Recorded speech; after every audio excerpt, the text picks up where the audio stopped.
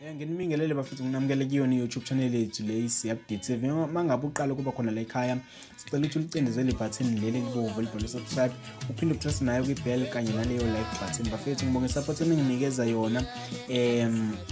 Ngiyacela niqhubeke njalo nje bafethu, niwa-like ama-video la ekhaya, ni-subscribe bafethu kule channel, niphinde niyibuke i-video kusukela ekuqaleni bafethu iziyofika ekugcineni ukuze nami ngizokwazi ukuqhubela phambili ngingabi i-YouTube channel nje emele ndawonye bafethu. Nje ngiyabonga kakhulu. Kanti mhla ka-25 July amageza amahle ayidedela i-CD yawo entsha sha ka-2020 isihloko sithi-ke DM Sakazi bafethu. Imininingwane isazophuma ukuthi iyobe itholakala kanjani nakanjani siyokutshela khona la. Kanti ngifuna ke sikhulume lolu daba lama-Summer Awards bafethu, njengoba sibona ukuthi abantu abaningi bayakhala bafethu mayelana ne-list yama-nominees yama-Summer Awards, njengoba into encane engekho. Bakhala ngokuthi kwenzeka kanjani ukuthi into encane ethi anqamula unyaka nge-album yakhe kodwa enganominatwa kuma-Summer Awards. Ngabe itiye noma ngabe indlela abasebenza ngayo noma ukhondo bafethu? Ngifisa ukuzwa nje umbono wenu, njengoba sibonile lapha ukuthi kunominatwe uKhuzani, uBabuthokozani Langa, uSigqoko Sentambo, Izingane Zoma kanye nabafana bakaMgqumeni.